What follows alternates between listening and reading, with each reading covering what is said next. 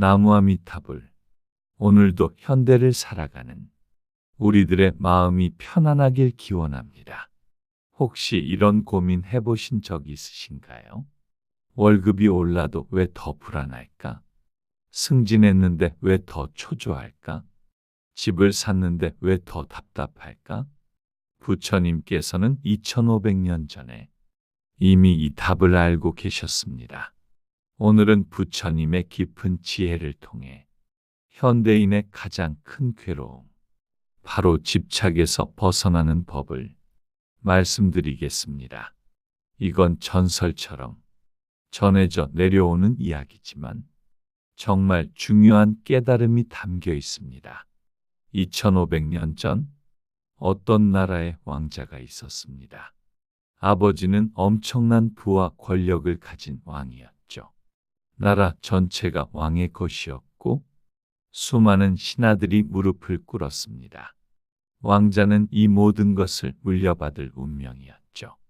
그런데 어느 날 왕자는 충격적인 장면을 목격하게 됩니다. 아버지 왕이 병들어 죽어가는 모습을 본 것입니다. 죽음의 순간 왕은 무엇을 가져갈 수 있었을까요? 그 엄청난 재산도, 절대적인 권력도, 화려한 왕관도 단 하나도 가져가지 못했습니다. 이걸 본 왕자는 깊은 충격을 받았습니다. 진짜 내 것이라면 죽을 때도 함께 가져가야 하는 것 아닌가? 그런데 하나도 가져가지 못한다면 그게 진짜 내 것일까? 바로 그 순간 모든 집착이 무너져 내렸습니다. 이건 전설이지만 실제로 현대에도 똑같은 일들이 일어나고 있습니다. 첫 번째 사례. 작년에 한 대기업 임원이 주식 투자로 수십억을 잃고 극단적 선택을 한 사건이 있었습니다. 그분은 평생 성실하게 일하며 사회적 성공을 이루신 분이었습니다. 하지만 투자 실패 한 번으로 모든 것을 포기하셨습니다. 부처님께서 보신다면 이렇게 말씀하셨을 겁니다. 고통은 돈을 잃어서가 아니다. 집착 때문이다. 두 번째 사례는 몇 년 전 한 스타트업 대표의 이야기입니다. 회사가 유니콘 기업이 되면서 하루아침에 수백억 원의 자산을 갖게 되었습니다. 언론에서는 젊은 부자라고 떠들어댔죠. 하지만 1년 후 시장 상황이 악화되면서 회사 가치가 80% 넘게 폭락했습니다. 처음에는 절망했고 밤잠을 못 자며 우울증까지 겪었다고 합니다. 그런데 어느 날 깨달았다고 합니다. 나는 그 돈을 실제로 쓴 적도 없는데 왜 이렇게 괴로워하고 있지? 1년 전에도 나는 똑같은 사람이었는데 컴퓨터 화면의 숫자가 바뀌었다고 해서 내가 달라진 건 아니잖아. 그 순간 웃음이 터졌다고 합니다. 자신이 얼마나 허상에 매달려 있었는지 깨달은 것입니다. 세 번째 사례는 제가 직접 아는 분의 이야기입니다. 연봉 1억을 받는 대기업 과장님이 계십니다. 겉으로 보면 성공한 삶이죠. 그런데 솔직히 행복하지 않다고 말씀하셨습니다. 매일 아침 회사 가기 싫어서 죽을 것 같고 상사 눈치 보느라 스트레스 받고 집에 와서도 업무 걱정 때문에 잠을 못 잔다고 하셨습니다. 차라리 예전에 편의점 알바할 때가 더 마음이 편했다고 고백하셨습니다. 이 말을 듣고 깨달았습니다. 집착의 본질은 착시 현상이라는 것을요. 생각해 보십시오. 여러분, 돈은 종이에 숫자를 인쇄한 것일 뿐입니다. 요즘엔 컴퓨터 화면의 데이터에 불과하죠. 그런데 우리는 그 숫자에 목숨을 겁니다. 부처님께서는 이미 2500년 전에 이 어리석음을 간파하셨습니다. 그럼 왜 중생들은 집착에 빠지는 걸까요? 부처님께서 말씀하시길 탐욕은 미혹에서 일어난다고 하셨습니다. 집착은 싫어서 생기는 것이 아닙니다. 오히려 좋아 보이니까 생기는 겁니다. 법화경에서 부처님께서 비유로 말씀하신 내용이 있습니다. 어떤 사람이 밤길을 걷다가 멀리서 보석이 반짝이는 것을 보았습니다. 기뻐하며 달려가 보니 그저 유리 조각이 달빛에 반사된 것이었습니다. 돈도 권력도 명예도 멀리서 보면 반짝거리는 보배 같아 보입니다. 하지만 부처님의 지혜의 눈으로 보면 겉만 번지르르한 흙덩어리에 불과합니다. 여기서 중요한 가르침이 하나 더 있습니다. 많은 분들이 이렇게 묻습니다. 그럼 돈을 아예 만지지 말아야 하나요? 성공도 추구하면 안 되나요? 부처님께서는 제가 보살들에게 이렇게 말씀하셨습니다. 돈을 갖는 것이 문제가 아니다. 돈에게 사로잡히는 것이 문제다. 연꽃을 보십시오. 더러운 진흙 속에서 자라지만 진흙에 물들지 않습니다. 마찬가지로 우리도 세속 속에서 살지만 세속에 매이지 않을 수 있습니다.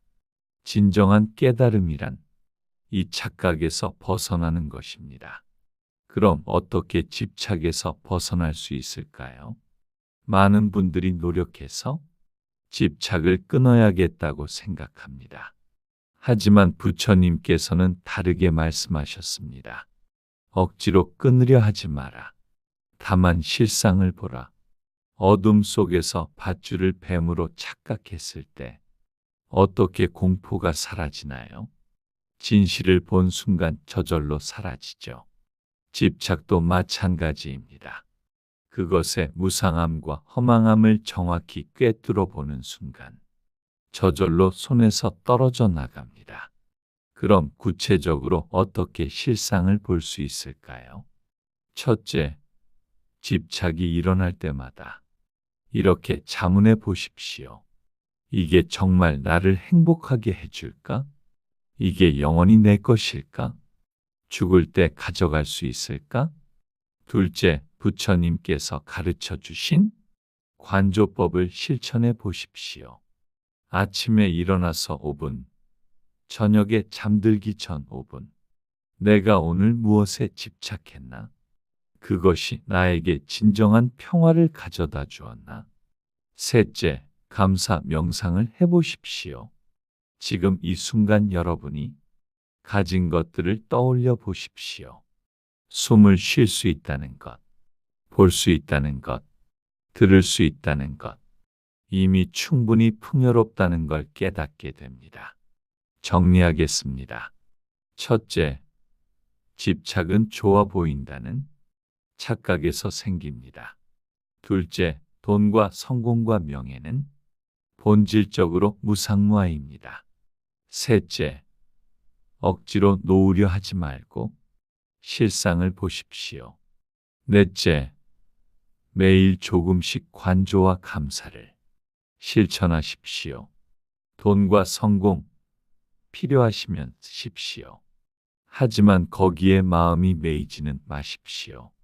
연꽃이 진흙에서 피어나지만 더럽혀지지 않듯이 우리도 그렇게 살아갈 수 있습니다.